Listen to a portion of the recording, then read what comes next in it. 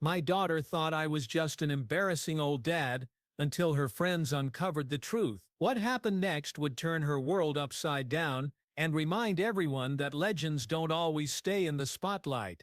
Sometimes they live right down the hall. The notification sound from my phone cut through the quiet morning air as I sat in my home studio, tuning my old Martin D28. I glanced at the screen and saw yet another message from my record label's social media manager about some viral video that was supposedly changing everything.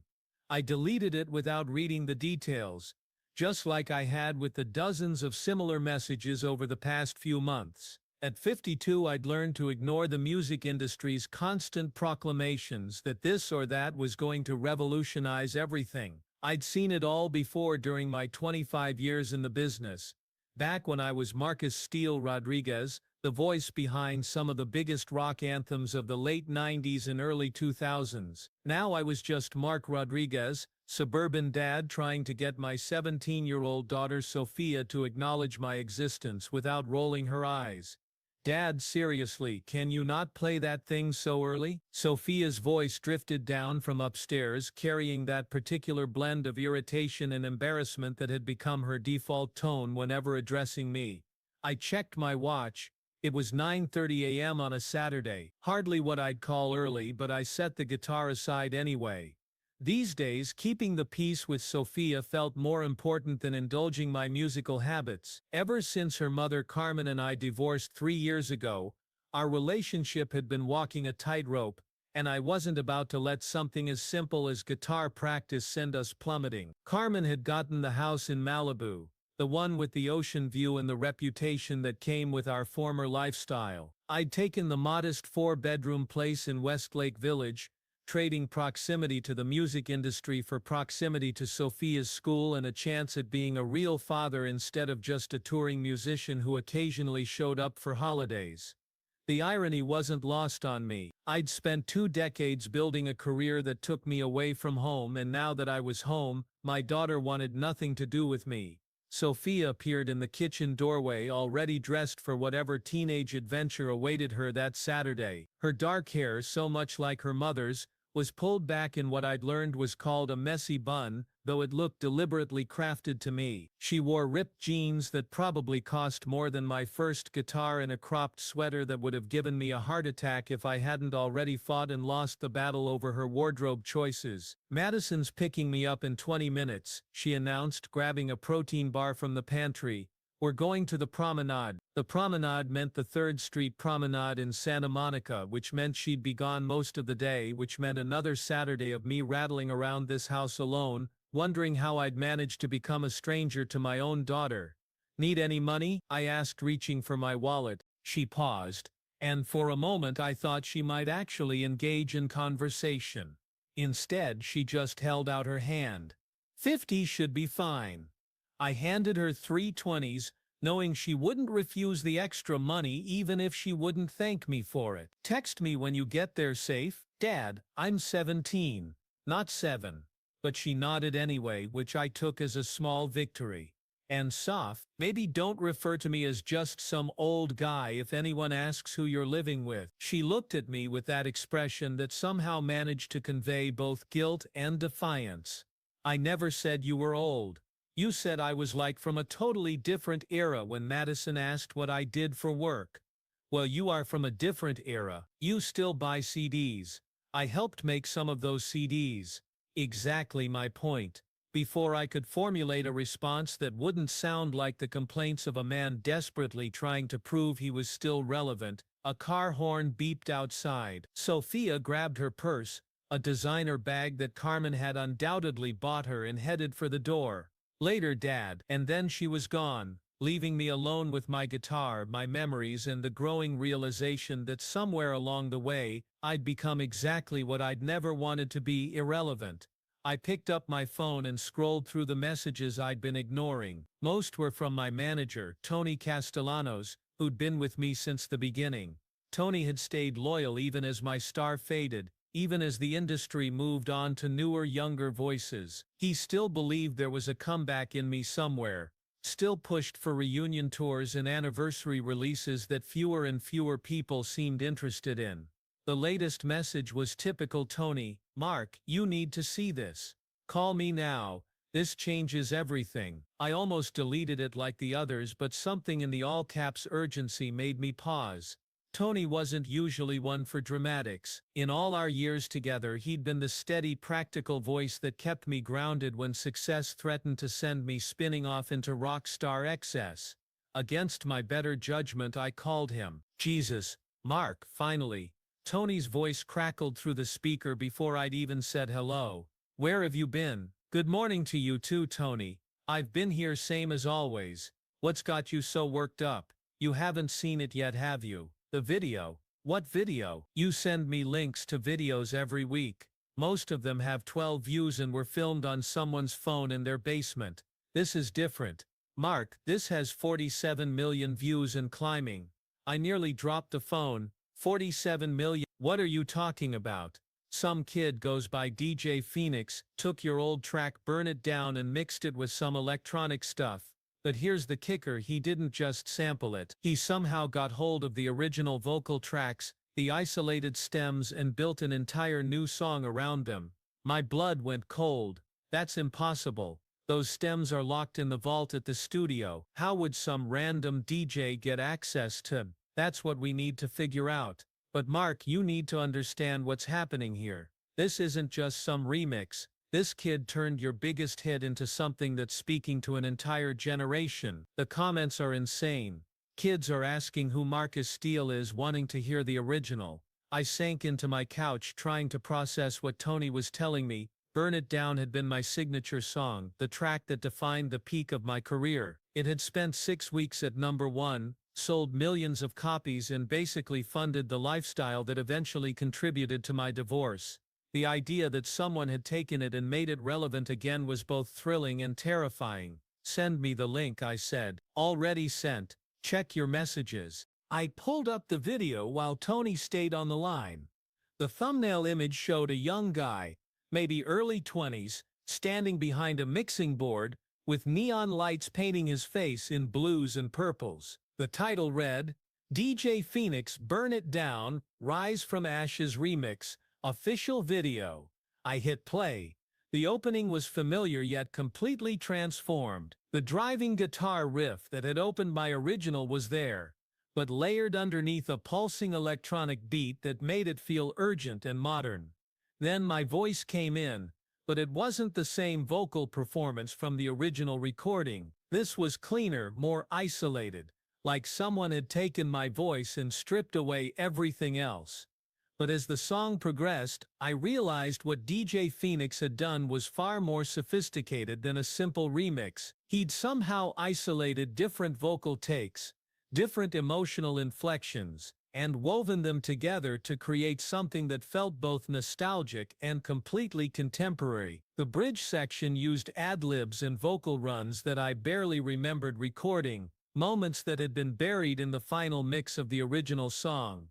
By the time the song ended, I was staring at my phone in stunned silence.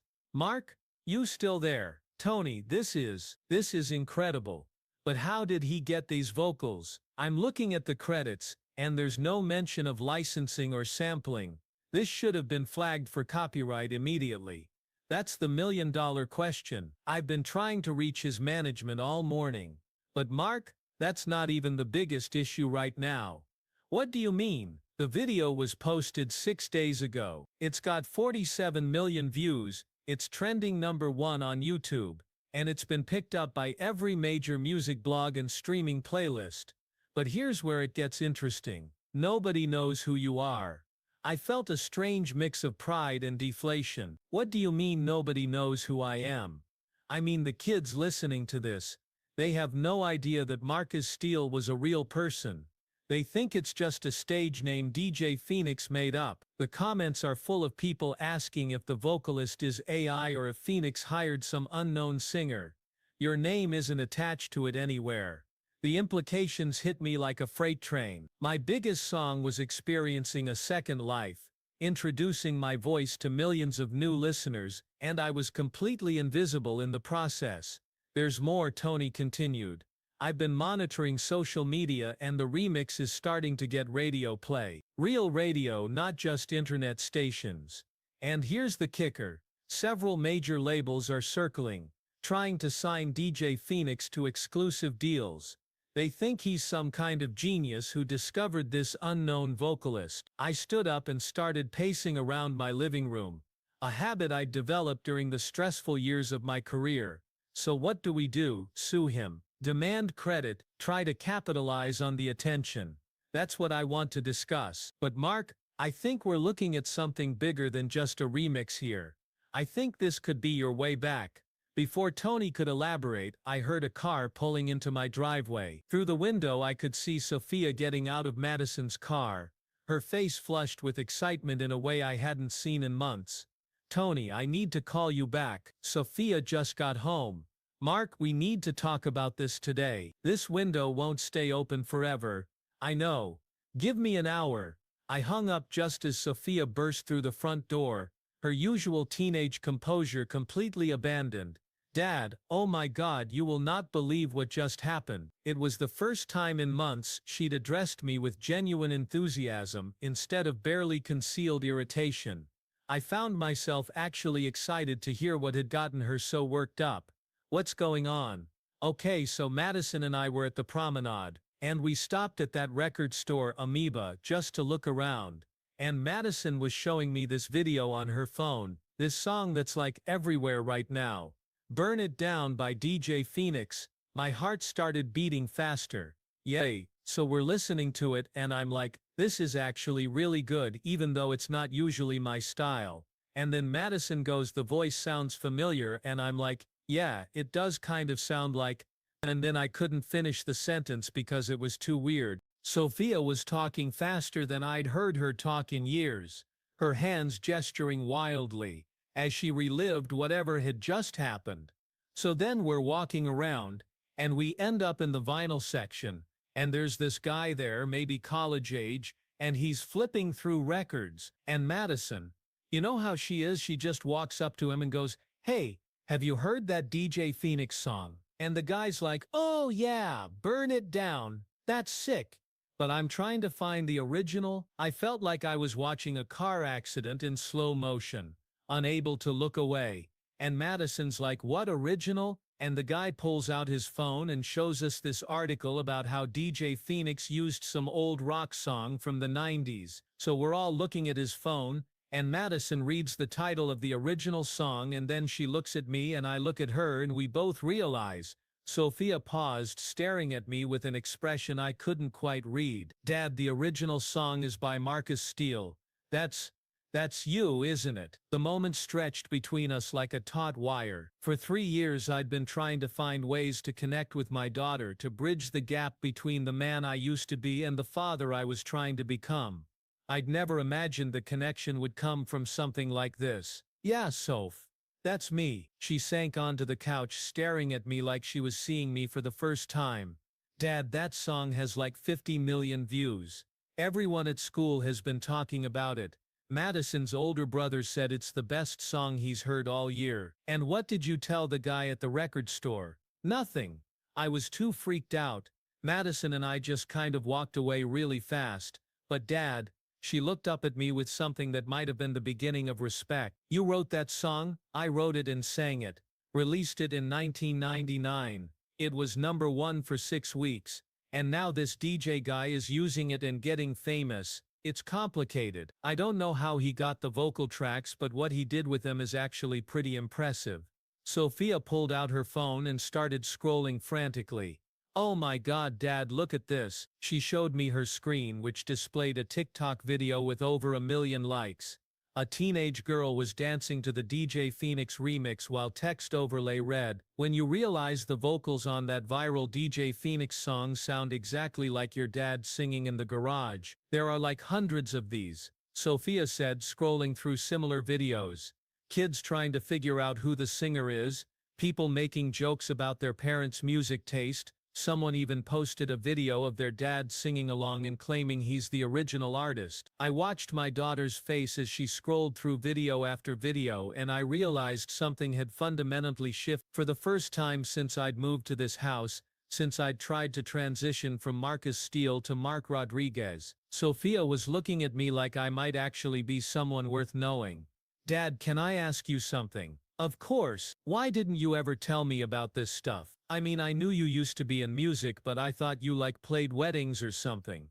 The question hit harder than I expected. How do you explain to your teenage daughter that you spent 20 years building a career that ultimately cost you your marriage and your relationship with her? How do you describe the choice between being Marcus Steele, the rock star, and being Mark Rodriguez, the present father? It's complicated, Soph. When your mom and I split up, I wanted to focus on being your dad, not on who I used to be. I didn't want my past to overshadow our present. But Dad, this is so cool, you're actually famous, and I've been telling people you're just some guy who works from home. Before I could respond, her phone started buzzing with notifications. She glanced at the screen and her eyes went wide. "Oh no. What?" "Madison posted about it." "Posted about what?" She showed me her phone again. Madison had posted an Instagram story with a photo of a vinyl record, my vinyl record, with the caption, "OMG guys, Sophia's dad is Marcus Steele, the guy from that viral DJ Phoenix song." How many followers does Madison have? 2,000. But Dad, half of them go to our school. I could see Sophia's mind racing through the implications. By Monday morning, everyone at Westlake High would know that the girl who'd been calling her father some old guy was actually the daughter of the voice behind the biggest song on the internet. "Are you embarrassed?" I asked, genuinely curious about her answer. She was quiet for a long moment, staring at her phone as more notifications popped up. "I don't know," she said finally. "I guess I'm more confused than embarrassed. Why would you keep this secret? Don't you want people to know who you are?" It was a fair question, and one I wasn't sure I had a good answer for. The truth was, I'd spent the last 3 years trying to disappear from Marcus Steele, to become someone who could exist in the suburban world of parent-teacher conferences and carpools without the baggage of my former life. I wanted people to know me as Mark, your dad, not as Marcus Steele, the guy who used to be famous. But Dad, you're still the same person, and if you made something that's making people happy, isn't that good? Out of the mouths of babes. My 17-year-old daughter had just articulated something I'd been struggling with for years, the idea that my past and present didn't have to be mutually exclusive. My phone rang, interrupting the moment. Tony's name flashed on the screen. "I should take this," I told Sophia. "It's my manager." "You still have a manager? It's complicated." I answered the call and Tony's voice was even more animated than before. "Mark, everything's changed. I just got off the phone with DJ Phoenix's people. The kid wants to meet." "What do you mean, meet?" "He wants to collaborate. Officially. He's been trying to track you down for weeks, apparently. His management says he's a huge fan, that he's been searching for the original artist behind those vocals." I looked at Sophia, who was pretending not to listen while obviously hanging on every word. "Tony, slow down. What exactly is he proposing?" "A collaboration album. Him producing you on vocals. Split everything 50-50. Mark, the labels are in a bidding war over this kid, and he's saying he won't sign anything unless you're part of the deal."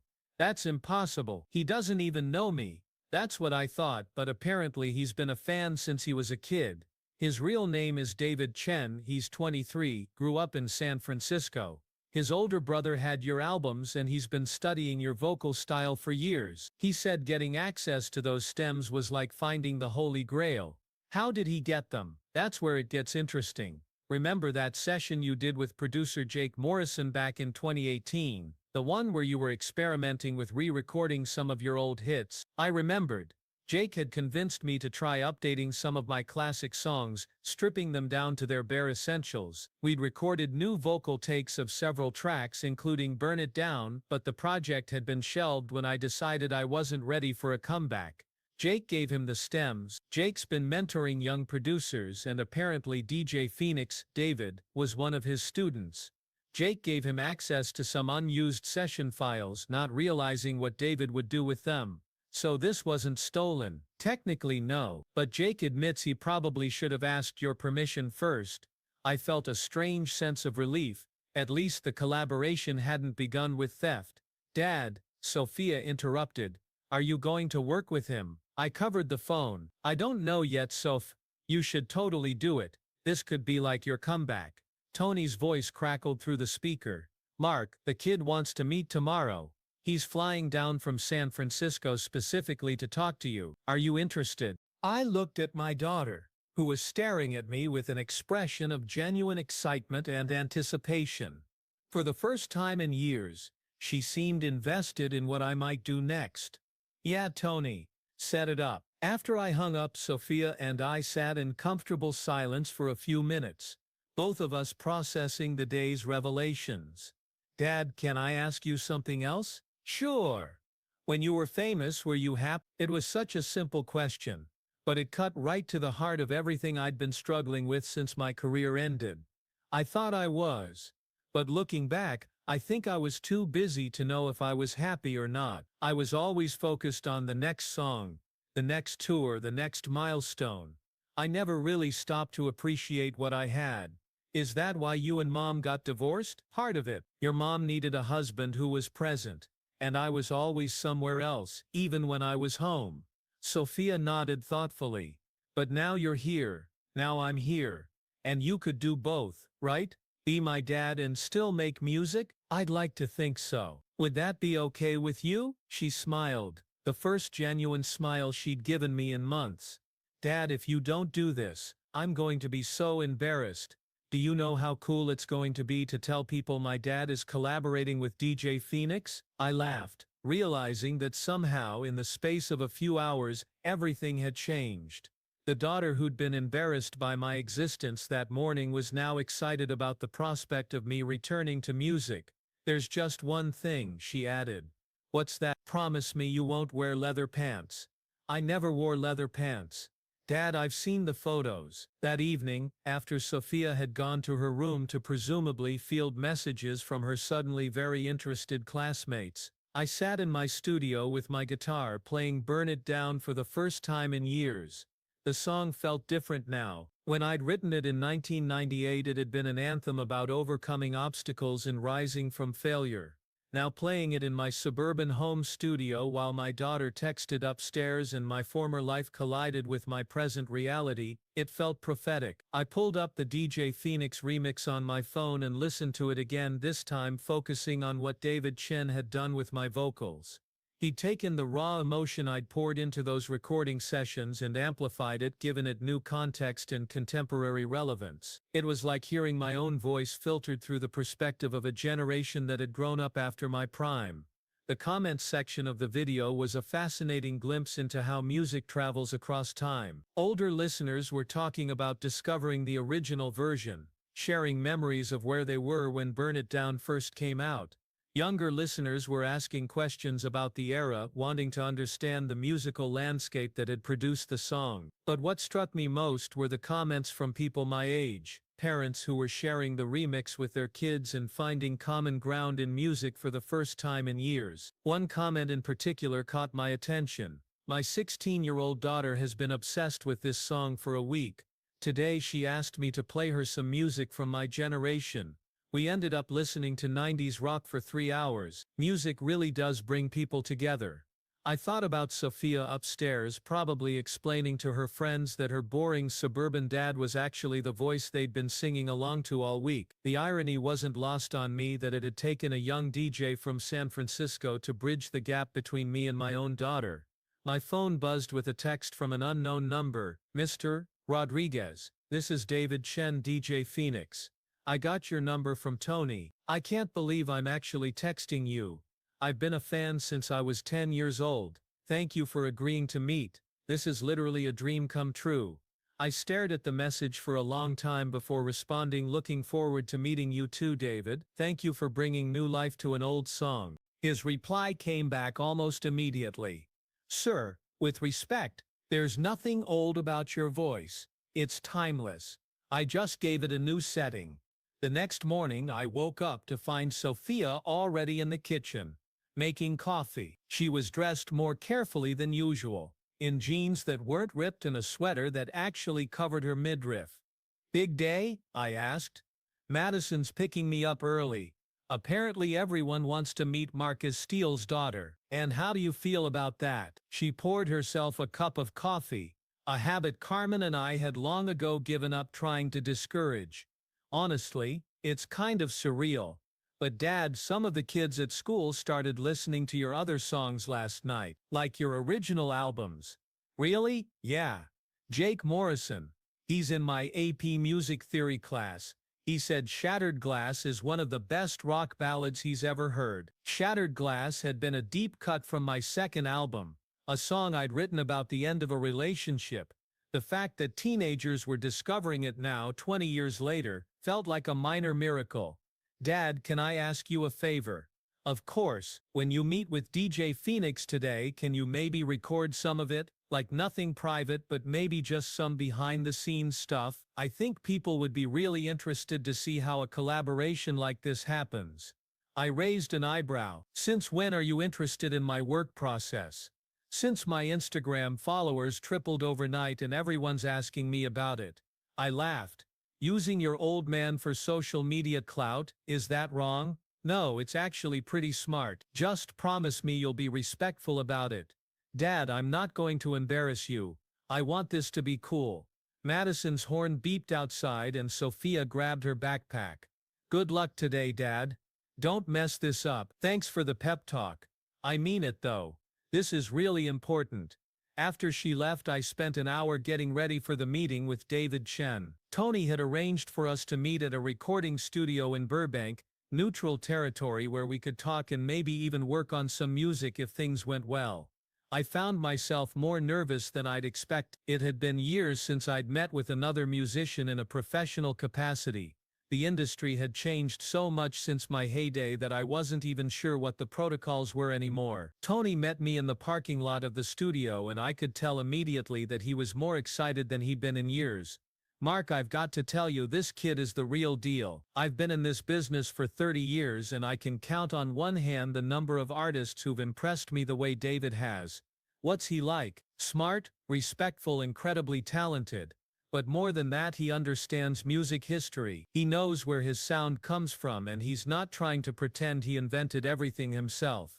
We walked into the studio and I was immediately transported back to the world I'd left behind. The smell of electronics and soundproofing, the maze of cables and equipment, the controlled chaos of creative space. It all felt like coming home. David Chen was smaller than I'd expected. Maybe 5'6" with spiky black hair and glasses that made him look younger than his 23 years. He was wearing a vintage Nirvana t-shirt and jeans, standing behind a mixing board that looked like it had more buttons and sliders than the space shuttle. When he saw me, his face lit up with the kind of pure joy that I remembered feeling when I met my musical heroes as a young artist. "Mr. Rodriguez, oh my God. I can't believe this is actually happening." He started to extend his hand, then seemed to think better of it and went for a hug instead. His enthusiasm was so genuine and infectious that I found myself hugging back. "Call me Mark. And thank you for what you did with Burn It Down. I haven't heard my voice sound that vital in years." "Are you kidding? Mark, your vocals on that track are some of the most powerful I've ever worked with." When Jake gave me access to those stems, I literally stayed up for 3 days straight building the track around them. Tony jumped in. "David, why don't you show Mark what you've been working on?" David's eyes lit up even brighter. "Oh man, okay, so after the remix blew up, I started experimenting with some of your other tracks. I hope that's okay." Jake gave me access to the whole session, and I've been like a kid in a candy store. He started pulling up files on his computer and suddenly the studio filled with music I recognized but had never heard before. David had taken Shattered Glass, my melancholy ballad about lost love, and transformed it into something that felt both nostalgic and contemporary. The basic melody was the same, but he'd added layers of electronic instrumentation that somehow made the emotion more immediate, more raw. "David, this is incredible. I have like 8 more. But Mark, here's what I really want to show you. He pulled up another file and this time I heard something completely unfamiliar. It was built around one of my vocal warm-up exercises from the 2018 sessions. Just me singing scales and ad-libbing melodic phrases. But David had taken those fragments and constructed an entirely new song around them. Something that sounded like it could have been recorded yesterday. How did you do this? It's called Phoenix Rising. I built it entirely from unused takes and warm-ups from your sessions. Mark, you probably don't even remember recording some of these vocals, but there's so much emotion in them. It's like you were singing about something that hadn't happened yet. I listened to the song, mesmerized by hearing my own voice in a context I'd never imagined. David had somehow captured something in those throwaway moments that I hadn't even known was there. The thing is, David continued, I've been working on this stuff for months, but I always knew it was incomplete without your direct involvement. These remixes are like tributes or whatever, but what I really want is to make new music with you, to combine your experience and my production style and create something that neither of us could make alone. Tony looked at me expectantly. This was the moment we'd come here for, the decision that could change everything. What did you have in mind? A full album. You writing new lyrics, me handling production and arrangement. We could record new vocals for some of these tracks I've been working on and maybe create some completely original material too. I've got like 30 instrumental sketches that I've been saving for the right vocalist. And you think I'm the right vocalist? David looked at me like I'd asked if the sky was blue. Mark, you're not just the right vocalist, you're the vocalist I've been unconsciously writing for my entire career. Every hook, every melody, every dynamic shift, it's all been leading to this collaboration. The confidence in his voice was staggering, but it didn't feel arrogant. It felt like the certainty of someone who'd found exactly what they'd been looking for. Can I hear some of those instrumental sketches? For the next 2 hours, David played me track after track of music that sounded like it had been custom designed for my voice. Electronic elements blended seamlessly with rock instrumentation, creating sonic landscapes that felt both futuristic and familiar. But what impressed me most was David's understanding of song structure and dynamics. These weren't just beats with melodies on top, they were fully realized compositions that left strategic space for vocals, that built and released tension in ways that would allow a singer to tell stories. David, where did you learn to write like this? Honestly, from studying your albums. I must have listened to Steel Heart 1,000 times, analyzing how you use your voice as an instrument, how you build emotional arcs across an entire song. I've been trying to create musical settings that would give you the same kind of canvas you had in your classic material, but with contemporary production techniques. Play that last one again. The track was called Echoes in the Dark, and it had a haunting quality that immediately made me think of late-night drives and unresolved conversations. I could already hear melody lines, lyrical phrases that would fit perfectly over David's atmospheric production. I'm hearing vocals for this one, I said. Really? What kind of vocals? Without thinking about it, I started humming along to the track, finding natural entry points and melodic phrases that felt right. David watched me with the intensity of someone witnessing a magic trick. Oh my God, yes. That's exactly what I was hearing. Tony pulled out his phone and started recording as I continued to improvise over the instrumental. It was the first time in years that I'd allowed myself to be truly spontaneous with music, to let instinct guide me instead of overthinking every choice. When the track ended, the studio was quiet for a moment. So, David said finally, "Does this mean you want to do this?" I looked around the studio, at the equipment that had once been as familiar to me as my own bedroom, at David's hopeful face, at Tony's barely contained excitement. Then I thought about Sophia, who'd gone to school that morning proud to tell people about her father's career for the first time in her life. Yeah, David, let's do this.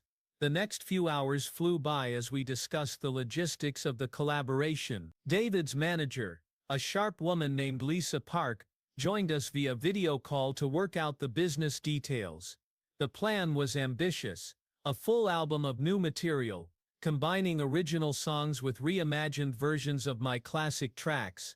The timeline was aggressive too. David wanted to capitalize on the momentum from the Burn It Down remix, which meant we needed to have new material ready within 3 months. The thing is, Lisa explained, David's got offers from every major label, but he's been holding out because he wanted to make sure you were part of whatever deal he signed. If we can put together even a few solid tracks in the next couple of weeks, we'll have labels in a bidding war. What about my old label? I asked Tony. That's the beauty of this situation. Your last contract expired 2 years ago, so you're completely free to negotiate new terms. Mark, we could be looking at the kind of deal that sets you up for life. It was surreal to be discussing record deals and release strategies after years of suburban quiet, but what struck me most was how natural it all felt, like slipping back into a well-worn jacket that still fit perfectly. There's one condition, I said. David and Lisa looked concerned. I want my daughter involved in the process, not as a performer but as part of the creative team. She's got good instincts about what resonates with her generation, and if we're trying to bridge the gap between my old audience and new listeners, her perspective could be invaluable. David's face broke into a grin. That's actually brilliant. Having someone from the target demographic as part of the creative process, that's next-level thinking. She's 17 and brutally honest about music. If something doesn't work, she'll tell us immediately. When can we meet her? Lisa asked. Let me talk to her first. This is all happening pretty fast and I want to make sure she's comfortable with the level of involvement we're talking about. As we wrapped up the meeting, David pulled me aside. Mark, I want you to know something.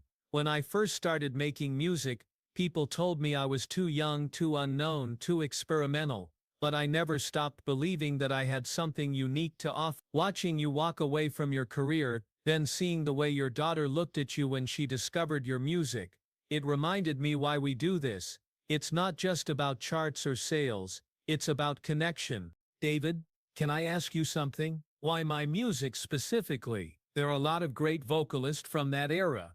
He thought for a moment. Your voice has this quality. It's technically perfect, but it never feels cold or calculated. You sing like every song matters, like you're sharing something personal even when you're singing about universal themes. That's rare. Most singers either have the technique or the emotion, but you've always had both. Driving home, I called Sophia to give her an update. Dad, everyone at school is freaking out. Madison started a TikTok account called My Stepdaddy's a Music Legend, and it already has like 10,000 followers. I'm not Madison's stepdad. You know what I mean. How did the meeting go? Really well. Sophia, I want to ask you something, and I need you to be completely honest with me. Okay, David wants to make a full album, and I'm considering it, but I'd want you to be involved in the creative process. Not performing, but helping us understand what works for your generation. Would that be something you'd be interested in? The line was quiet for so long I thought we'd lost connection. Sophia, Dad, are you serious? You want me to help make your comeback album? I want you to help make our album. This is as much about bridging generational gaps as it is about my career. Oh my God, yes. Yes, obviously yes. Dad, this is like the coolest thing that's ever happened to me. It's going to be a lot of work. Long studio hours, creative differences, probably some frustrating moments. Dad, I've been waiting my entire life for us to work on something together. Music is perfect. When I got home, Sophia was waiting in the driveway with her guitar, a birthday gift from 2 years ago that had mostly collected dust. I've been practicing, she announced. Practicing what? Shattered glass. I looked up the chords online. She started playing, and while her technique was basic and her timing was off in places, there was something genuine in her interpretation that made the song sound fresh. That's really good, Soph. I was thinking maybe I could help with harmonies or something.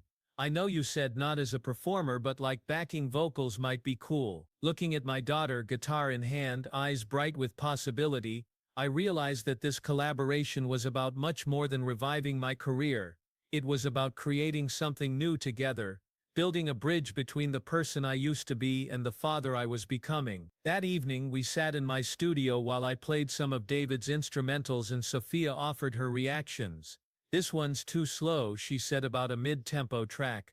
Like it's pretty but it doesn't make me want to move. What would make you want to move? Maybe if the beat was more pronounced, and the guitar needs to be louder in the mix. Anything else? The melody is good, but it needs more. I don't know, more surprises, like unexpected chord changes or something. Her instincts were remarkably sharp. She was identifying the same issues I'd noticed but had been too polite to mention to David. Dad, can I hear the original Burn It Down? I pulled up the 1999 version and we listened to it side by side with DJ Phoenix's remix. Okay, I get it now, she said. Your version is more raw, like you can hear the emotion more directly, but his version makes it feel more urgent, more immediate. Which do you prefer? I don't think it's about preference. They're different songs that happen to share the same core. Like your version is about overcoming obstacles, but his version is about rising up right now in this moment. That's a very sophisticated analysis, Soph. I've been thinking about it all day. Dad, what if we could combine both approaches? Keep the emotional honesty of your original style but use David's production techniques to make it feel contemporary. That's exactly what we're trying to do. Can I make a suggestion? Of course. What if I started a video diary about the process, like documenting what it's like to watch your dad make a comeback album? I think people would be really interested in the behind-the-scenes stuff and it might help build anticipation for the release. The idea was smart, actually. Social media buzz could be crucial for the album's success, and having an authentic voice documenting the process would be much more valuable than traditional marketing. That's actually brilliant. But Sophia, if we do this, you need to understand that everything changes. People are going to be watching us, analyzing everything we do. Are you prepared for that kind of attention? Dad, I've been invisible my entire life. Maybe it's time to be seen. The next morning I woke up to find Sophia already awake, setting up her phone to record. What are you doing? Video diary. Day 1. Dad, just act natural. She started recording as I made coffee, narrating the mundane morning routine of a former rock star who was about to attempt a comeback. So this is my dad, Mark Rodriguez, who used to be Marcus Steele. He's about to collaborate with DJ Phoenix on what might be the most interesting album of the year. Right now he's making coffee and pretending he's not nervous. I'm not pretending anything, I said to the camera. I am nervous. Why? Because it's been a long time since I made music that mattered to anyone besides me. But your music always mattered. I just didn't know it yet. The simplicity of her statement hit me harder than any review or critique ever had. My music had always mattered, I just hadn't been sharing it with the people who needed to hear it. David called around noon with an update that changed everything. Mark, we need to move fast. 3 major labels want to meet with us this week and Atlantic Records is talking about a 2-album deal with a 7-figure advance. 7 figures? That's just the starting point. Mark, Burn It Down hit number 1 on the streaming charts this morning. The remix has been downloaded over 10 million times in the past week. We're not just talking about a comeback anymore, we're talking about a cultural moment. Sophia, who'd been listening to my side of the conversation, grabbed my arm with excitement. Dad, you're going to be number 1 again. It's David's remix that's number 1, not my original. Dad, it's your voice. People are connecting with your voice. That afternoon, Tony arranged for us to meet with the A&R executive from Atlantic Records, a woman named Sarah Chen who'd been following David's career since his early SoundCloud releases. Mark, I'm going to be direct with you, Sarah said as we sat in her Century City office. Your collaboration with David represents exactly the kind of cross-generational project that the industry needs right now. Streaming has created these isolated bubbles where different age groups never discover each other's music. What you two are doing breaks down those barriers. What kind of timeline are we looking at? We want the first single released within 6 weeks with a full album following within 4 months. I know that's aggressive, but we need to capitalize on the momentum from the remix. Is that even possible? I asked David. If we focus on the strongest material first, absolutely. Mark, we already have half an album's worth of music sketched out. It's just a matter of recording your vocals and fine-tuning the production. What about creative control? Sarah leaned forward. That's the beauty of this deal. You maintain complete creative control over the music. We're not interested in changing what you do, we want to amplify it. The meeting lasted 3 hours, covering everything from touring possibilities to merchandise strategies. By the time we left, my head was spinning with the scope of what we were considering. "Dad, this is really happening, isn't it?" Sophia said as we drove home. "It looks that way. Are you scared, terrified, but also more excited than I've been in years? Can I tell you something? Always. I'm proud of you. Not because you're famous or because you're making a comeback. I'm proud because you're brave enough to try something new." That evening we had dinner together for the first time in months without any awkwardness or forced conversation. Sophia was full of questions about the music industry, about my early career, about what it felt like to have a song on the radio. "Dad, what was it like the first time you heard yourself on the radio?"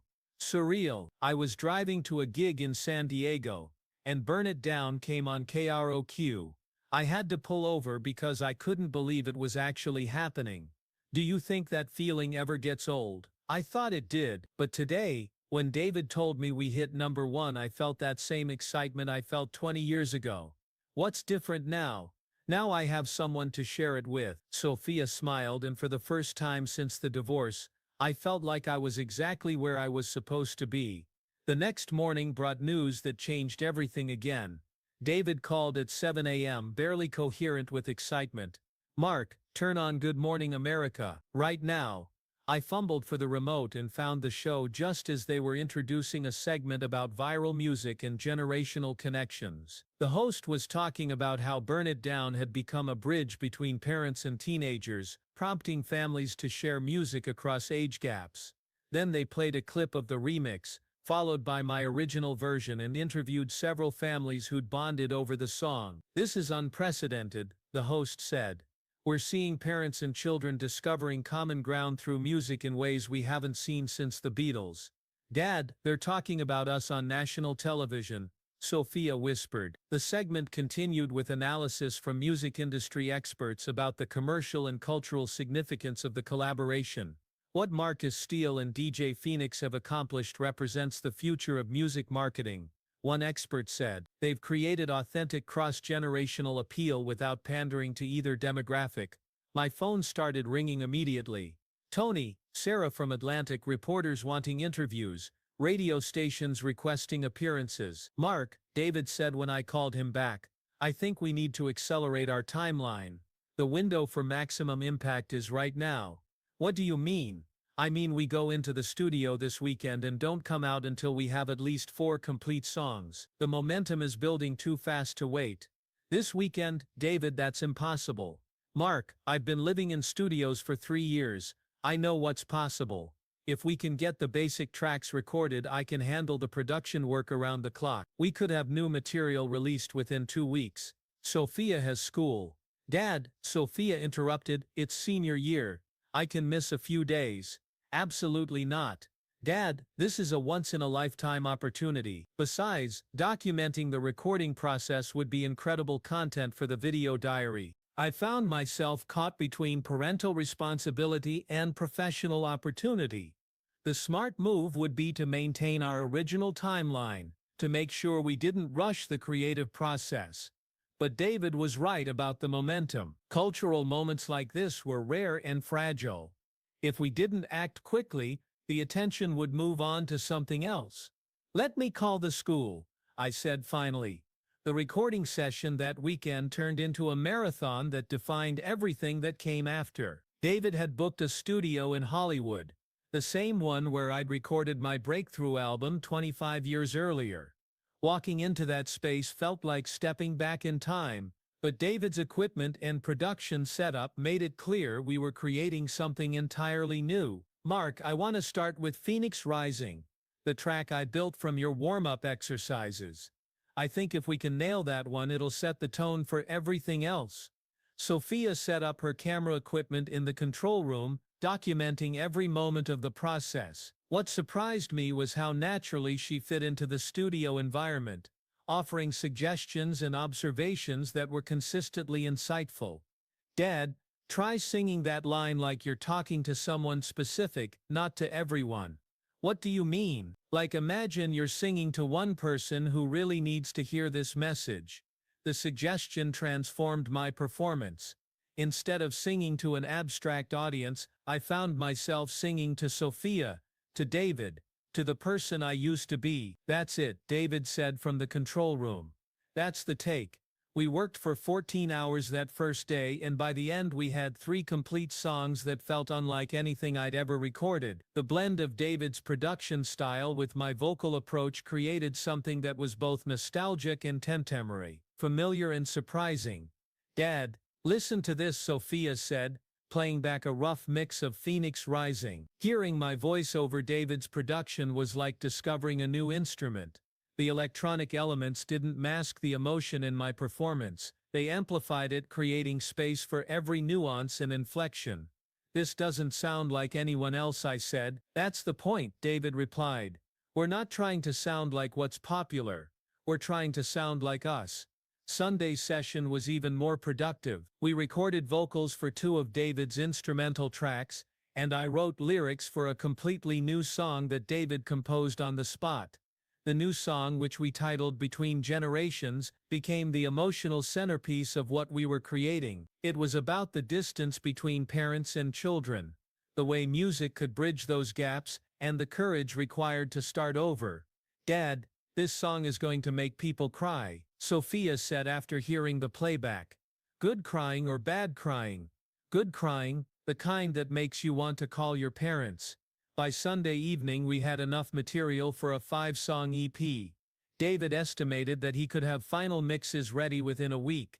"So what's the plan?" I asked as we packed up the studio. "We release Phoenix Rising as the first single on Friday," David said. "Follow it with Between Generations 2 weeks later. Build anticipation for the full album. And the label is okay with this timeline. Sarah is flying out tomorrow to hear what we've recorded. I think she's going to be very happy." The drive home was quiet. Sophia had fallen asleep in the passenger seat, exhausted from 2 days of documenting our every move. Looking at her sleeping face, I realized that the weekend had been about more than just recording music. For the first time since the divorce, Sophia and I had worked together on something important. We'd been a team collaborating toward a common goal. The music we'd made was good, but the relationship we built was transformative. Monday morning brought Sarah Chen to David's home studio to hear our weekend's work. Her reaction was immediate and emphatic. "This is extraordinary. Mark, your voice has never sounded better. David, your production work is career-defining. Together you've created something completely unique. So we have a deal. We have more than a deal. We have a cultural moment. I want to release Phoenix Rising this Friday, with a full marketing campaign behind it. Radio, streaming, television performances, the works." "Television performances?" "I've already reached out to Saturday Night Live. They want you and David to perform together." I felt my stomach drop. It had been years since I'd performed live, and the thought of doing it on national television was terrifying. "Mark, you don't have to decide right now," Sarah continued. "But I think you should know that this collaboration has the potential to be career-defining for both of you." After Sarah left, David and I sat in his studio, both of us trying to process the magnitude of what was happening. "Are you ready for all this?" he asked. "I don't think anyone's ever ready for their life to change overnight. But David, I want you to know something. This collaboration has given me more than just a career comeback. It's given me my daughter back." "What do you mean?" "Sophia and I have been strangers for 3 years. This weekend working together was the first time we've been a team since she was a little girl. Music has a way of bringing people together. It does, but I think it takes the right collaborator to make it happen." That afternoon, Sophia edited her weekend footage into a 10-minute video that she posted to her newly created YouTube channel. The video, titled "Watching My Dad Make His Comeback," was raw, honest, and incredibly moving. She'd captured moments I didn't even remember, me warming up my voice, David explaining his production philosophy, the 3 of us laughing over a particularly challenging harmony section. But the most powerful moment was near the end, when she interviewed me about what the collaboration meant. "Dad, how does it feel to be making music again?" "Like coming home. But more than that, like sharing home with someone I love." The video went viral within hours, Comments poured in from parents and children who were inspired by seeing a family work together creatively. Several other parent-child musical collaborations posted response videos, creating an unexpected movement around intergenerational artistic partnerships. "Dad, look at this," Sophia said, showing me her phone. "The video has 1 million views already. 1 million. And look at the comments. People are saying we inspired them to make music with their parents, or to share their favorite songs with their kids. Dad, we're actually making a difference." That evening, as we prepared for the official single release on Friday, I realized that the collaboration had become about much more than my career or David's success. It had become a catalyst for conversations and connections that extended far beyond our music. The phone call that changed everything came on Thursday night. David was doing final mix adjustments when his phone rang. "Mark, you need to get over here right now." "What's wrong?" "Nothing's wrong. Everything's right. Just get here." I found David in his studio staring at his phone with an expression I couldn't read. "What's going on?" "Elton John just posted about us." "What?" He showed me his phone. Elton John had shared Sophia's video on his Instagram account with the caption, "This is what music is about. Generations connecting, families creating together, and artists supporting each other. Can't wait to hear the full album." "David, Elton John has 40 million followers." "I know. And it gets better." Paul McCartney commented on the post. I looked at the comment. "Beautiful collaboration. Music truly is the universal language. Looking forward to more from these talented artists." "This is insane. Mark, we haven't even released the single yet, and we have the biggest names in music talking about us." Friday morning, Phoenix Rising was released simultaneously across all streaming platforms. Sophia documented our listening party, recording our reactions as we watched the song climb the charts in real time. "Dad, we're number 3 on iTunes already.